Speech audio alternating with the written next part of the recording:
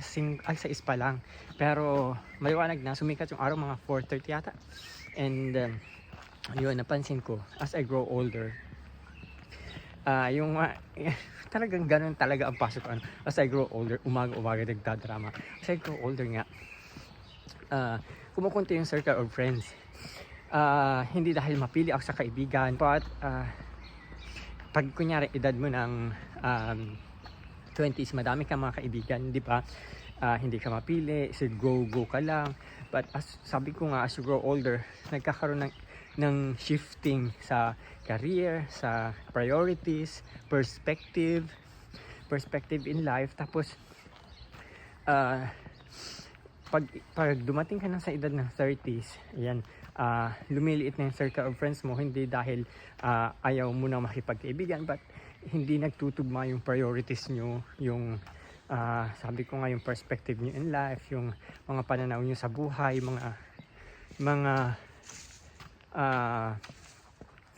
kailangan yung unahin. And siguro ganun yung nangyari sa akin, na kaya kukunti na lang yung friends ko, dahil isa din sa time, kasi meron akong aso, and then my boyfriend, and then work, and then kunyari makikipag-meet, ang hirap gumawa ng humanap ng time dahil nga busy. So alam mo yun, ganun din siguro sila. So, and I have this one friend, si Jovel. Ay, kilala niyo na si Jovel, that since from the beginning na ma-meet ko siya, consistent yung friendship namin. Para hindi kami yung anong tawag doon, high maintenance friend. Minsan lang kami magkita, pero pag nag-meet kami, or minsan nagtatawagan kami sa phone, and then pag nag-usap kami, update about life, 1 oras, o minsan tumatagal pa. So yung mga ganun. So I treasure her as a friend, kasi kapag kailangan ko ng tulong, anything, emotional, financial, lahat, nandiyan siya parati, and I want to give back. Ganun din naman ako sa kanya. So kapag may time siya, kahit anong oras, pinupuntahan ko siya. And kapag may time lang din ako, and katulad ngayon, 6:00 pa lang, since day off siya today, sabi niya, halika, punta ka dito sa bahay bukas. Sabi ko, sige, anong oras? Sabi niya, kahit as early as 7. So sabi ko, okay, sige, go. So punta ako sa kanila, magbe-breakfast, and yun, makipagkwentuhan. Kasama sana si Carol, kaso sabi ni Carol, too early pa for him, and holiday kasi dito ngayon, so wala din si Carol pasok. So hindi siya nakasama dahil too early pa. So yun nga, what I wanted to say is, if I have a friend, konti lang yung circle of friends ko, and kapag ako meron kaibigan, tinetreasure ko forever. Like I'm faithful, loyal, and trustworthy, and I'm happy that I have her. Kasi minsan ka lang makakahanap ng mga kaibigan, lalo na sa abroad, na alam mo yun, na nandyan sila for you. And kahit dahil kasi syempre may kanya-kanya din silang buhay, and of course you have to give back and return as well. So ayan, ang pagod, nilalamig na yung kamay ko. Aking pinunta dito. Thank you so much, Madam Jovel. Ayan, ito yung favorite ko. Tusino, ito ano? Tocino, chicken tocino. Sibulong ganisa at hotdog. Oh God, ayan na, pa-fiesta. Thank you so much. So kakauwi ko palang galing kay Jovel. Anong oras na? 11. So gumising ako ng 5. Pumunta ako sa kanya ng 6. So 7 nandun ako sa kanya. 11 na ngayon. And isa sa perks ng pagiging friend ni Jovel is lagi kang bibigyan ng pagkain.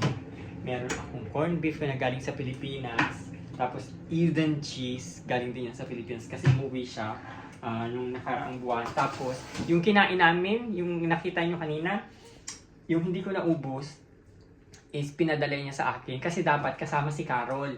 Kaso, kasi ang dapat na appointment namin is afternoon, so after 12 or 13, so 1 p.m. Kaso, sabi ni Jovel, pumunta ka na dito ng maaga. Since ako nagigising ng maaga, alas 5 pa lang, gising na ako parati.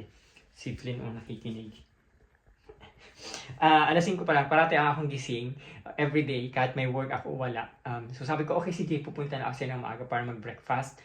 So, hindi na kasama si Carol, yung pre-prepare niyang food is for 2. So, pinabaon niya sa akin and then ipapakain ko na lang kay Carol later kasi si Carol is mahilig din sa Filipino food. And, yun, isa nga sa perks ng pagiging friend ni Jovel is, yun, parati siyang nagluluto, hindi ka magugutom pagkasama mo si Jovel. Tapos, after ng mga, kunyari, i-invite ka niya sa bahay niya, pag uwi mo, hindi ka mawawala ng hindi ka mawawala, nagkakape na naman ako. Kasi, nag-bake ako ng tinapay, kakainin ko na kahit yung Eden. Flynn, wag ka dyan. Yun, hindi ka mawawalan sa kanya ng pagkain. Tapos meron pa ako sa kanyang gift na na-receive. Ito is Christmas gift niya pa daw para sa amin. Ang tagal namin hindi nakapagkita kasi parating busy siya. Buksan ko lang, titingnan natin kung ano yung laman. Oh.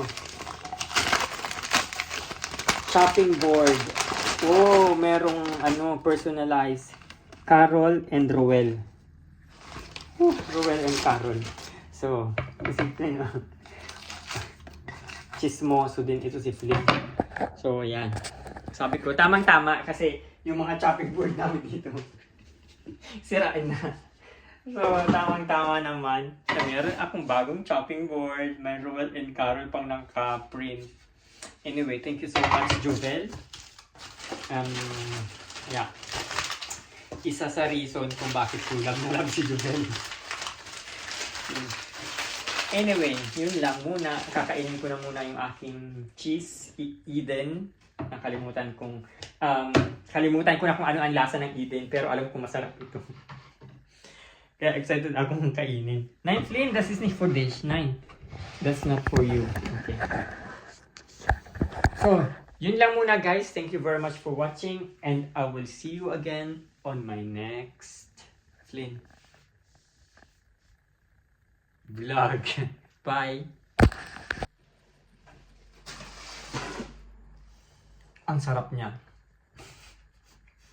Iba kasi yung mga cheese dito. Walang halong sweetener. Yung cheese kasi, yung Eden kasi is parang panlasang Pinoy na siya. Kaya mas gusto ko yung ganitong cheese na all-in-one na may sugar na isasalpak mo na lang sa tinapay, sa pandesal. Yun na. Anyway, bye-bye na nga muna talaga. Iinumin ko muna yung coffee bago lumamig. Bye! Meron akong bisita. Para sa kanya actually dapat talaga yan. So kaya dinala ko siya. Hindi siya nakasama kanina. Kaya, yan. Guten Appetit! Yung isang bisita ko. Gusto mo. Flynn, das ist nicht for this, sorry. Magkakain ako ulit. Huwag na kailangan magtanong. Automatic. Ich bin Deutsch geworden. Tumawag ka pala. So, maghahalo-halo kami today.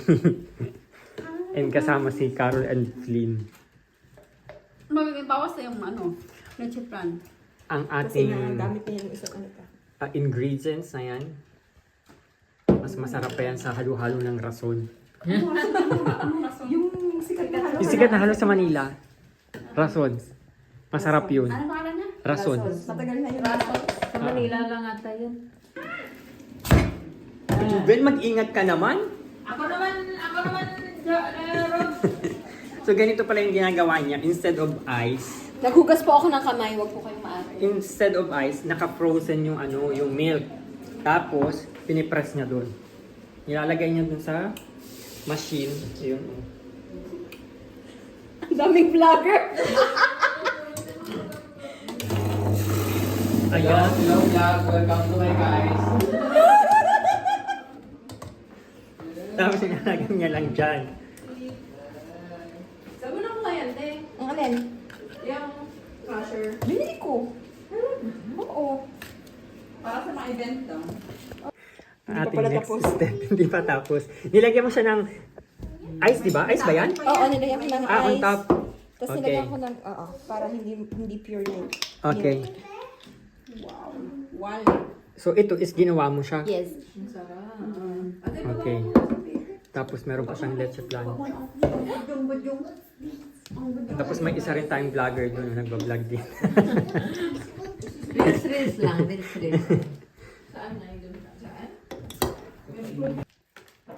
Last step. Lalagyan ng pinipig. Pinipig tawag dyan, di ba, Jobel? Ginawa mo rin lang din siya? Oh my God. Nani mamamita. Tao ka ba? Tao ka pa ba? Bakit alam mo na lahat gawin? Buhay yan. Ito, marami pa. That's it. Galing kami kay Jobel. In-invite ako maghalo-halo. And again, in-invite ulit kami. And who am I to say no? Siyempre, pag libre, go agad. So it's nice to see them. Minsan na lang kami magkita-kita ng mga Filipino friends ko. Kaya, sige lang, laban lang. And, grabe, ang sarap ng halo-halo. Naubos ko yung isang parang extra large kung sa raso. So, dito ako ngayon matutulog kala Carol kasi tomorrow wala akong pasok. Wala din siyang pasok. So, it's time for us to chill.